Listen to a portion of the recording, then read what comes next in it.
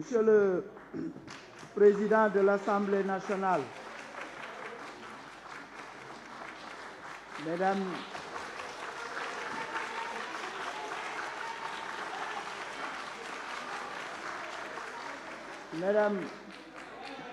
et Messieurs les honorables députés, Monsieur le ministre du Travail, du Dialogue social et des relations avec les institutions, chers collègues, Mesdames et Messieurs, c'est toujours un honneur et un plaisir de revenir dans cet hémicycle devant cette auguste assemblée pour présenter aux honorables députés les projets de loi de règlement pour les années 2018, 2019 et 2020. C'est un exercice de redevabilité, de transparence budgétaire et financière. Ça revêt une importance majeure dans la mesure où il permet au Parlement d'apprécier, entre autres, l'action du gouvernement en matière de gestion des opérations financières de l'État et d'analyser les résultats de l'exécution budgétaire.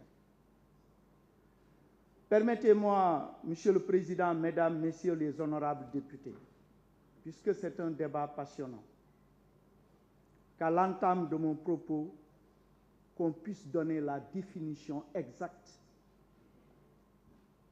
et l'objet de la loi de règlement. L'article 5 de la loi organique relative aux lois de finances dispose que la loi de règlement, qui a valeur de loi de finances, constate les résultats de chaque année civile et rend compte de l'exécution du budget ainsi que de l'utilisation des crédits. De manière plus précise, la loi de règlement arrête le montant définitif des encaissements de recettes et des paiements de dépenses ainsi que le résultat budgétaire qui en résulte. À ce titre, nous pouvons citer avec raison 5 fonctions de la loi de règlement, sinon même 6. La première fonction, c'est de ratifier, le cas échéant, des ouvertures supplémentaires de crédit décidées par décret d'avance depuis la dernière loi de finances. Première fonction. La deuxième, la loi de règlement régularise des dépassements de crédit constatés. Ce n'est pas une question de mauvaise gestion, j'y reviendrai. Nous constaterons que dans les salaires, il y a eu des fois des dépassements de crédit. La loi de règlement régularise les dépassements de crédit constatés. La loi de règlement annule des crédits non consommés. Au terme de la gestion, souvent quand les départements ministériels passent pour défendre leur budget, vous avez toujours tendance à leur demander de vous faire la situation d'exécution de leur budget. Et il y a des crédits non consommés. La loi de règlement procède à l'annulation des crédits non consommés. 3. 4. La loi de règlement rend compte de la gestion de la trésorerie de l'État et de l'application du tableau de financement. J'y reviendrai tout à l'heure. Parce que, effectivement, l'honorable député Abombake Thiam en a parlé. Souvent, il voit des interventions sur le marché des titres. Je vais vous démontrer, c'est l'Assemblée nationale qui a eu à autoriser ces interventions faites par le Trésor public sur le marché financier sous-régional.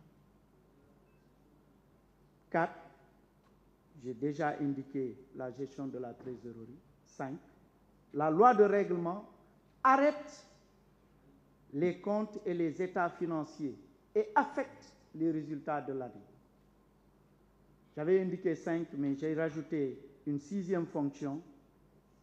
Du fait des budgets programmes, la loi de règlement rend compte de la gestion et des résultats des programmes et dotations.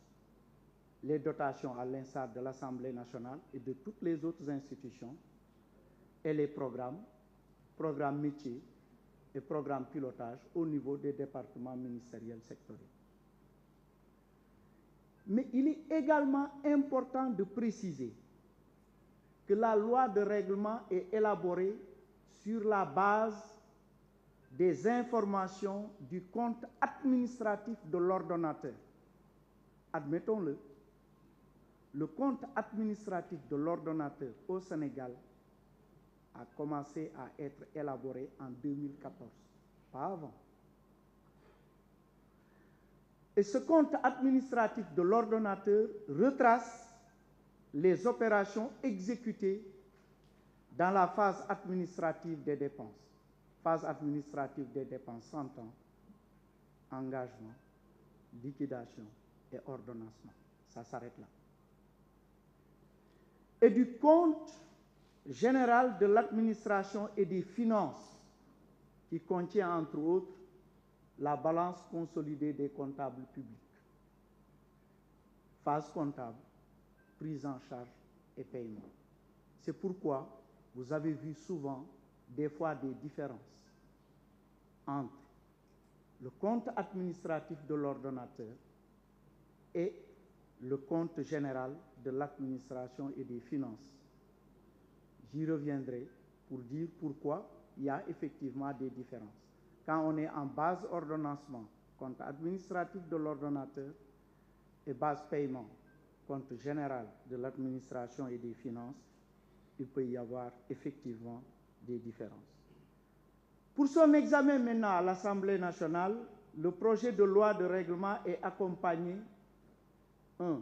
Du compte administratif de l'ordonnateur, du compte général de l'administration des finances et depuis l'avènement des budgets programmes, des rapports annuels de performance par programme rendant compte de leur gestion et de leurs résultats et du rapport de la Cour des comptes sur l'exécution des lois de finances et de la déclaration générale de conformité. L'honorable Cheikh Abdou Mbacké Bara Dolly l'a abordé. Ces deux documents accompagnent le projet de loi de règlement et ça l'a été pour les 3 lois de règlement que vous êtes en train d'examiner. Tout compte fait, il apparaît donc évident de percevoir que l'élaboration des lois de règlement et de ses annexes est une tâche assez complexe. Le président Seydou Diouf l'a dit tout à l'heure, qui nécessite la collecte préalable d'un certain nombre d'informations transmises à la fois par les ordonnateurs du budget de l'État et par les comptables principaux de l'État. Toutefois, malgré la difficulté et l'ampleur de la tâche, le Sénégal a réussi le pari depuis 2016, je dis bien depuis 2016, de produire et d'adopter en Conseil des ministres les projets de loi de règlement dans les délais prescrits. Mais les projets de loi de règlement pour les gestions 2018, 2019 et 2020 ont été également produits dans les délais. Mais il a fallu, avant la transmission à l'Assemblée nationale et à la Cour des comptes, de procéder à des vérifications, notamment certaines données de l'exécution des lois de finances, surtout pour l'année 2018. Faudrait-il le rappeler tout de même que le Sénégal a réalisé des performances en matière d'élaboration et d'adoption par le Parlement des lois de règlement. Alors que la plupart des pays, je vous laisse le soin de vérifier, ont décidé d'adopter une loi d'amnistie, le Sénégal a pris l'option de mettre en œuvre un plan d'appurement accéléré, validé en rapport avec la Cour des comptes et le Parlement. C'est ce qui a permis de produire et d'instruire le vote des lois de règlement portant sur les gestions de la période de 1999. J'étais encore à la direction de la coopération économique et financière jusqu'en 2010. Nous n'avons pas choisi l'amnistie, mais nous nous sommes accordés, aussi bien avec le Parlement et la Cour des comptes, de procéder à un plan. Ces efforts se sont poursuivis et à partir de 2014, comme le rapport a eu à l'indiquer, le Sénégal a produit pour la première fois un compte administratif de l'ordonnateur. C'est ce qui a permis à la Cour des comptes de pouvoir donner une déclaration de conformité entre les comptes de l'ordonnateur et ceux du comptable. Monsieur le Président, honorables députés, c'est à la suite de ces considérations générales, je tenais à faire ces considérations générales avant de venir sur effectivement les questions soulevées sur les projets de loi de règlement 2018, 2019 et 2020. Que dit le rapport définitif de la Cour des comptes sur la loi de règlement 2018? La Cour des comptes confirme ceci. 4 013 milliards 890 millions de francs CFA en ressources sur des prévisions de 3 774 milliards 700 millions, soit une plus-value de 239 milliards 190 millions, 6% en valeur relative. Cette plus-value est portée essentiellement par la confiance faite par les investisseurs internationaux et nationaux. Rappelons-nous que le Sénégal a eu à faire l'eurobond en 2018, après 2017, après 2014, après 2011 et après 2009. Ceux qui sont derrière ont eu à participer à tous ces eurobonds. Je vous parlais de Cheikh Ahmed Tidiane Diop, DG du Trésor, et moi-même en son temps, je travaillais à la direction de la coopération économique et financière, et ensuite j'étais directeur général du budget. Du point de vue des charges, la Cour des comptes donne le chiffre. 3 694 milliards 70 millions de francs CFA en charge sur des prévisions de 3 774 milliards 700 millions, soit des crédits non consommés, je l'avais indiqué tantôt, de 80 milliards 630 millions. Et le solde d'exécution est ressorti globalement excédentaire de 319 milliards 820 millions. Et la Cour des comptes dit ceci en conclusion. Les autorisations parlementaires ont été respectées et la Cour a relevé que le plafond des emprunts de 1 785 milliards autorisé par l'Assemblée nationale a été aussi respecté. Toutefois, le seul manquement soulevé par la Cour, c'est le dépassement de 166 milliards sur la ligne autres emprunts où sont comptabilisés les produits de l'eurobond et également un surplus de tirage sur les prêts-projets pour 96 milliards 950 millions. Dans les détails, le rapport provisoire de 2018, la Cour avait formulé 26 observations. Et dans le rapport définitif, c'est 14 observations. l'honorable député Cheikh Abdou Mbacké l'a relevé. Cela veut dire que le ministère des Finances a apporté des réponses pertinentes aux 26 observations et finalement la Cour en a retenu 14. Je me fais le droit du fait que je donnerai ce document de ne point revenir sur les recommandations formulées par la Cour et pour lesquelles un plan d'action a été élaboré. S'agissant de la déclaration de conformité de la gestion 2018, la Cour dit « Les données du compte de l'administration générale et des finances pour l'année 2018, tant pour les recettes que pour les dépenses du budget général et des comptes spéciaux du Trésor sont conformes avec celles figurant dans les balances des comptes individuels des comptables. » Deuxième conformité, la Cour indique que les données du compte administratif de l'ordonnateur concordent avec celles du compte général de l'administration et des finances pour les opérations de recettes, aussi bien pour les opérations de recettes que pour les opérations de dépenses. Et pour les CST, il y a une parfaite concordance. Gestion 2018. Gestion 2019, c'est à peu près la même chose. La Cour avait émis 28 observations et, in fine, n'en a retenu que 12. Nous passons de 14 à 12 et en 2020, nous sommes à 11. L'honorable député Cheikh Abdou Mbacké l'a indiqué tout à l'heure.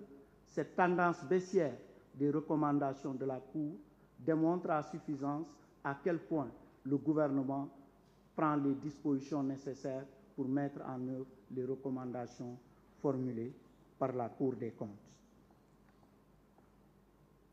2020, là c'est très important d'y revenir, parce que le projet de loi de règlement de 2020 intègre le rapport sur le contrôle de la gestion des fonds de riposte et de solidarité contre les effets de la COVID-19, gestion 2020. Le projet de loi de règlement 2020 que vous examinez intègre le rapport de la Cour des comptes sur les fonds Covid. Et qu'est-ce que la Cour des comptes dit en matière de conformité pour la gestion 2020? 1. Les recettes inscrites au compte général de l'administration et des finances sont conformes à celles figurant dans les balances individuelles des comptables principaux, tant pour le budget général que pour les comptes spéciaux du Trésor. Première conformité. 2020. 2. Concernant les dépenses, les données du compte général de l'administration et des finances sont conformes à celles inscrites dans les balances individuelles des comptables principaux. Deuxième conformité. Troisième conformité, les données du compte de gestion de l'administration des finances pour l'année 2020 sont conformes pour les recettes avec celles figurant au compte administratif de l'ordonnateur, tant pour le budget général que pour les comptes spéciaux du Trésor. Le seul point non conforme pour la gestion 2020, il s'agit, pour les CST, les comptes spéciaux du Trésor, c'est conforme. C'est juste au niveau du budget général où la Cour dit les données du compte général de l'administration des finances établies sur la base paiement et non ordonnancement et celles du compte administratif de l'ordonnateur établies sur la base ordonnancement, la Cour dit ça ne lui permet pas de se prononcer sur leur conformité. Voilà les déclarations de conformité. Donc, machallah, les projets de loi de règlement 2018, 2019 et 2020 véritablement méritent d'être approuvés par l'Assemblée nationale. Il y a eu beaucoup d'aspects sur le déficit budgétaire qui ont été abordés. Ma wax ko ci wolof nañu xam ne loi de règlement déficit budgétaire bi ñuy wax président Seydou wax na ko 2020 budget initial bi ñu leen présenté ñu voté ko en décembre déficit budgétaire bi 3% la woon convergé woon nañ ba pare mois de mars ñu commencé am suñuy cas Covid avril ñu def presse bi nga wax nag ne cour nee na du 1000 milliards 1000 milliards la mais dafa am ñaari pàcc 1000 milliards dafa am loo xam ne c'est décaissable c'est-à-dire trésor public moo koy décaissé mu ngi toll woon ci 628 milliards 400 millions de francs CFA mu am loo xam ne mesure fiscale et douanière la c'est des mesures fiscales et douanières avantageuses pour l'entreprise pour un montant de 371 milliards 600 millions boo ko additionné de trouver 1000 milliards loolu lañ wax loolu lañ exécuté loolu la rapport bi wax léegi nag bi ñu defee loolu déficit bi ñu defoon 3% dem glisser ba 6,1 6,4%. C'est normal comme àdduna bi loolu sax moo ñu permettre de ñu mën a am yokkute contrairement à réew yu baree bari ci àdduna bi ñu am 1,3% de taux de croissance rapport bi wax na ko détail yu recettes yi ngeen posé nag te Cour recommandé ñu ko maa ngi leen di wax rek ngeen dem ci loi de finances 2023 voies et moyens di ngeen gis détail yu recettes yépp comme quoi nous appliquons les recommandations formulées par la Cour. Critères de convergence yi nag bul fàtte presque ñun respecté nañ yëpp boo déggee Cour di wax yenn critères yi recette fiscale la taux de pression fiscale boobu mu ngi tolloon ci 2018 15% après ñu yokk ba 16,89% même alors que UEMOA daf ne 17% la xam nga lu ko waral ñun dépassé woon nañ foofu de rebasing bi ñu def 2014 moo tax suñu base PIB bi nekkoon 9000 milliards yokk jëm plus de 12000 milliards boo diviser recettes yi par 12000 taux bi day gën a faible loolu rek moo ko waral mais ñoo ëppale taux de pression fiscale ci UEMOA nit ñi dañuy ñëw roy ci ñun xam nga lu tax Ibrahima Diop wax na ko léegi ne nga nan la ñuy def pour déficit budgétaire ñu wàññeeku SRMT la mooy stratégie de recette à moyen terme bi ñuy exécuter loolu moo ñu permettre ba tey jii may wax ak yow suñu objectif de recette yi atteindre nañ yi ngeen voté woon fii nga xam ne dañ ko mensualiser ba tey atteindre nañ dépense yi ñu xaw a def ci ndànk am na benn critère bu am solo boo xam ne le 30 juin lay doon ñu ngi koy surveiller déficit bi ñu signé pour le 30 juin incha allah dinañ ko atteindre déficit budgétaire nag yéen a ko voté jëlaat naa loi de finance bi ngeen ne may nañ leen ren ngeen am déficitu 5,5% loolu lañ voté fii góorgóorlu nañ sax ne mën nañ fexe ba wàññi ba mu doon 4,9% loolu mooy suñu objectif léegi 4,9% ngeen ne bon besoin de financement Sénégal yépp pour ren 2023 2345 milliards bu ñu utee recette ba pare bu ñuy dépenser may ngeen gouvernement yi ne ko pour que sa ren sa at mi nga mobiliser sa lépp budget bi ñu exécuter ko correctement may nañ la nga ut 2345 milliards mais da ngeen nañu ni ngeen koy utee mooy benn projet yi ñu leen di lebal ngeen koy exécuter comme route des Niayes comme projet Mbour Fatick Kaolack autoroute comme programme agriculture comme yeneen yi 435 milliards rek lañ leen ci permettre mooy pré-projet appui budgétaire yi leen di banque mondiale di jox at ñeneen ñi at yooyu te mu ñu leen koy lebal may nañ leen bu leen dépasser 158 milliards yeneen emprunt yi nag nga xam ne buñ toogee ba si yàgg rek trésor lancé benn emprunt ay titre public bu 50 milliards bii passé sax Cheikh 20 la woon am nañ ko nag yàlla ñu ciy suturaal yooyu yëpp ngeen ne bu mu dépassé 1751,5 milliards loolu de la ñuy topp waaye nag bu ngeen ko gisee ci journaux yi rek ngeen naan ñu ngi labati fekk yéen ñu ko autorisé li ci des vraiment document yi damay am toujours mbégte di ñëw ci yéen di waxtaan ak yéen document yi moo xam ne wax naa ko fi incha allahu rabbi dinañ ko photocopier jox leen ko maa ngi leen di gërëm di leen sant wasala